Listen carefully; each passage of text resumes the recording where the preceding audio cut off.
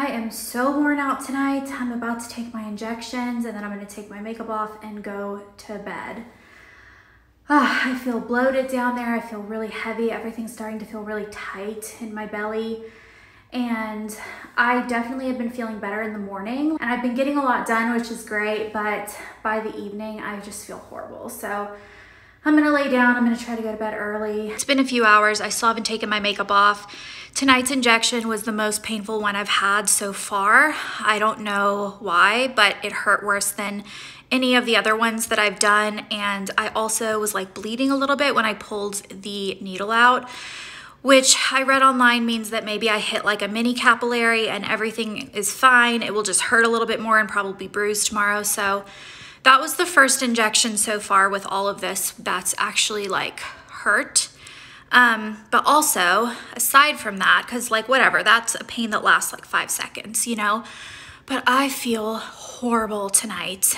And I think it might be like physically feeling bad, but then also having anxiety about, you know, this cycle being canceled. It's like, am I feeling all of this and it's not even gonna get me anywhere? It's really hard to explain how I'm feeling. I was trying to think of how I was gonna explain it, and the best I can come up with is that it feels like there's internal pressure in my lower stomach that's pushing against my back and my front at the same time. It doesn't feel like pregnancy. Pregnancy never felt that way. Maybe because you're meant to be pregnant, you're not meant to be stimulating your ovaries this much.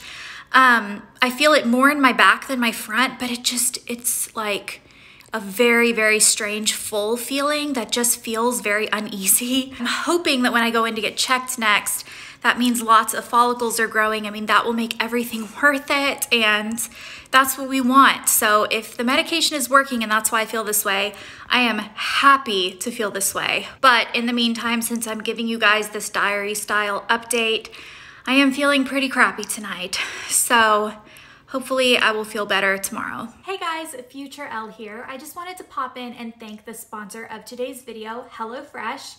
HelloFresh really came in clutch during these weeks. These were very difficult weeks, both because I didn't feel well physically, but also there was just so much uncertainty around everything that was happening. I had no control over anything that was happening in my life, with my body, with my mood. And I felt like it was really nice for another company to come in and say, we're gonna be in charge of your meals. If you wanna try HelloFresh, you can go to HelloFresh.com and use the code ELLEFOWLER14 for 14 free meals, including free shipping. HelloFresh offers a wide variety of quick meal options, including 20-minute dinners and oven-ready pizzas. It makes living healthy easier with many low-cal, carb-smart, vegetarian, and pescatarian options every week. HelloFresh's pre-portioned ingredients means there's less prep for you and less wasted food. And HelloFresh has more 5-star recipes than any other meal kit, so you can count on every meal being delicious. And you guys, there was a meal that we made during this IVF cycle. It was the citrus pork tacos. They were so good. And I would have to say they're probably one of the easier meals that I've ever made. It just felt very quick, both the prep and the cook time. And they were so good, so easy to make, so delicious. HelloFresh truly made my life easier during these weeks and just in general. And that means so much. So like I said, if you want to try HelloFresh, you can go to HelloFresh.com and use the code ELLEFOWLER14 for 14 free meals, including free shipping. Thank you so much, HelloFresh, for sponsoring another video and continuing to send me delicious meals that are easy, that I can put together, and I don't have to think about it, which is great. All right, here we go. We have our tacos filled with all of the yummy ingredients. I want the taco, Mommy. I want the taco. You want a taco? Hey guys, so I just got out of my appointment. It's Thursday. And it didn't go well. On Tuesday, I had the 2 big follicles, 12.5 and 14, and then 11 little follicles. And he upped my medication for the last 2 nights in the hopes that we could get a group of the little ones growing. And that didn't happen. My 2 big ones just got really big. They're now at 19 and 20. They're literally ready to go today. And then I also had a 14 pop up on my right side and 2 10s but my left side, nothing happened. They're all still micro, which is so surprising to me because my right side is not my dominant side. In 6 monitored cycles, this is the first time that my right side has been the dominant side, and that is the side that I have a tube.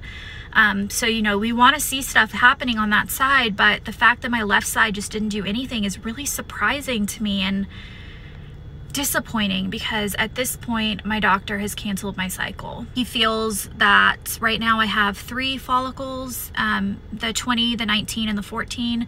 The 10s are too small. If we give them a couple more days, then the 19 and the 20 will be too big. And 3 follicles, whether it's the 20, 19, and 14, or the 14 and the 2 10s, is just not worth doing a whole retrieval. If this was mini IVF, it would be different. But, you know, we were aiming for like 10 to 15 to 20 eggs. And so this is just not, it's just my body didn't react the way that he had hoped that it would. And he wants to just cancel it and try again next cycle with a different medication protocol.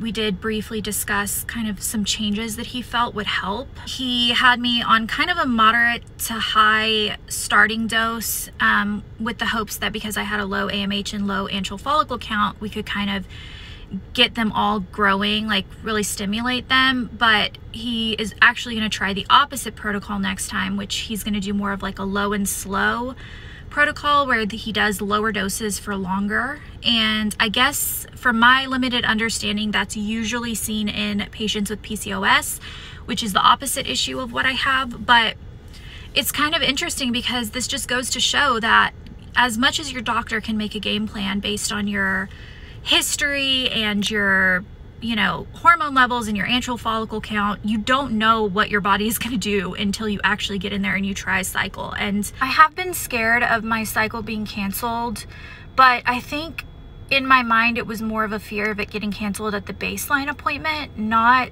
later on in the cycle, because I didn't respond to the stimulation medication. Obviously it's occurred to me that that could happen, but that just was not something that I was nervous of. And it's just really surprising to me that my left ovary just didn't come to the party this time at all. It's just disappointing. It sucks. My doctor did bring up the fact that from his point of view, this is kind of a dream scenario for IUI, because I do have 2 to 3 follicles on my right side, that side that has a tube. And there were a few reasons why we decided not to do IUI again and move right on to IVF. We have done 1 IUI and it did work for us. It did end in a loss that had nothing to do with the IUI. So IUI was something we considered trying again before moving on to IVF. But one of the big reasons that we didn't is because I've had an unexplained ectopic, my chance of risk of having another one is up to 20%, which just feels really, really high. You can have an ectopic pregnancy even with an IVF embryo transfer, but it's a much lower chance of risk.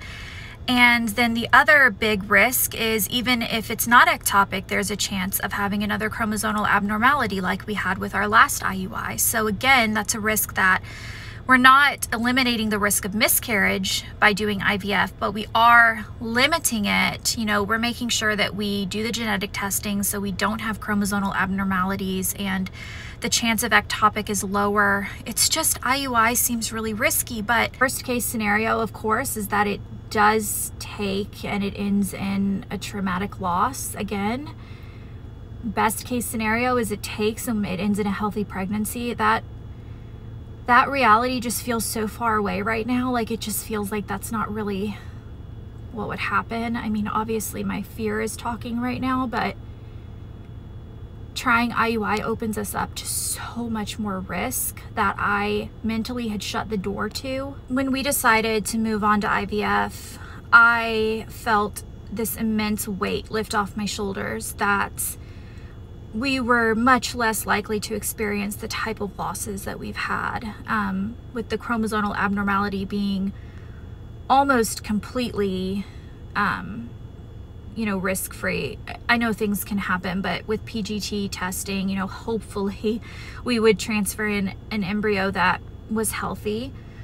And, you know, the risk of ectopic being a lot lower too. And so opening that door again and opening my heart and my body up to another loss like that feels really scary. And my first instinct is to say no, but I told him that I wanted to go home and talk to Alex because there is this part of me that feels like I have to. It's been a few hours. I'm back home. Sorry, I got distracted. My mom ended up calling me in the middle of filming, and then I was talking to her and kind of going over all my feelings and my options, and then I came home and then I talked to Alex, and I'm really not feeling well. I think all of the injections and hormones have been getting to me.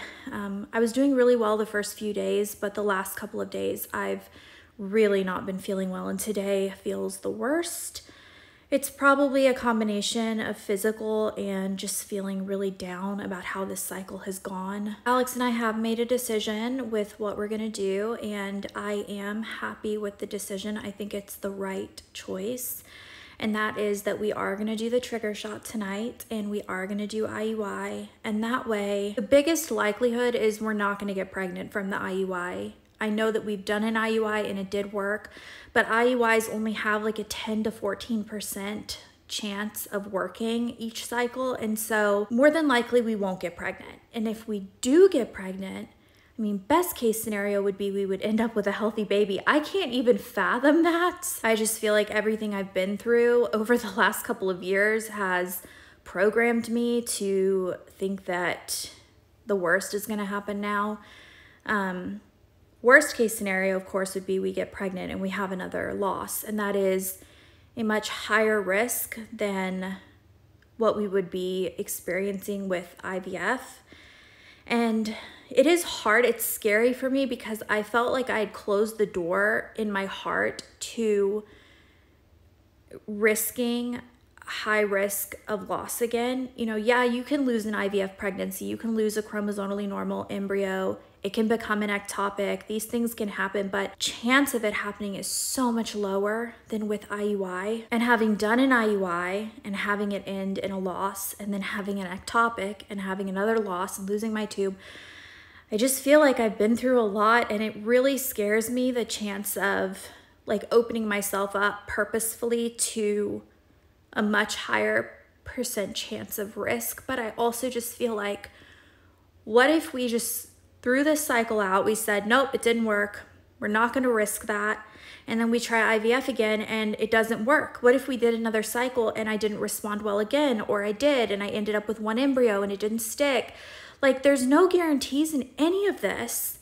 And I feel like if I didn't try to give these follicles a chance, I would look back on it and I would say, well, what if one of those was supposed to be my baby and that's why IVF didn't work? I know I'm overthinking everything, but to be like in the trenches of an IVF cycle and to have spent all the money and done all the injections and the appointments and be told like, you don't have enough follicles for IVF and here are your options, you can either, you know, skip it or you can do IUI.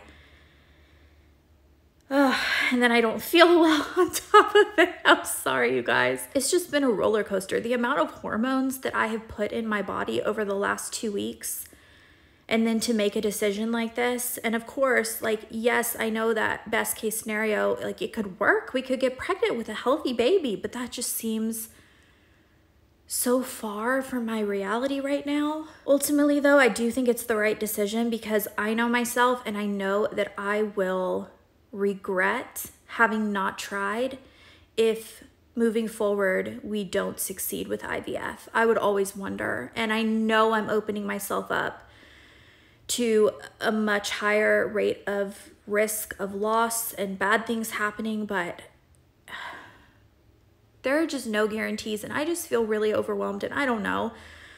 I am gonna take a bath and then I'm going to go to bed early. Alex said that he would set his alarm and make sure that I am awake at midnight so that we can do the trigger shot. We have to do it right at midnight, and then we will be doing the IUI on Saturday in the morning. This IVF cycle has turned into an IUI cycle, and it is going to be happening in 2 days, and then I'm going to be doing the 2-week wait, which is awful. The 2-week wait is the worst. It gets worse every single month.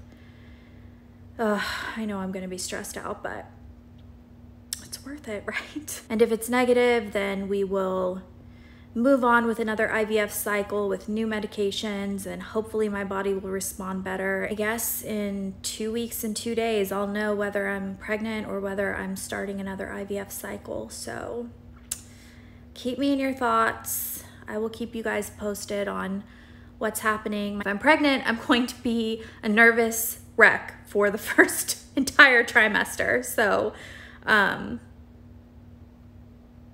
gosh, I don't even know. I don't even know. I don't even know what to think. I'm gonna go take a bubble bath. I hope you guys enjoyed this roller coaster of a ride. And I will see you guys with my next video. Goodbye.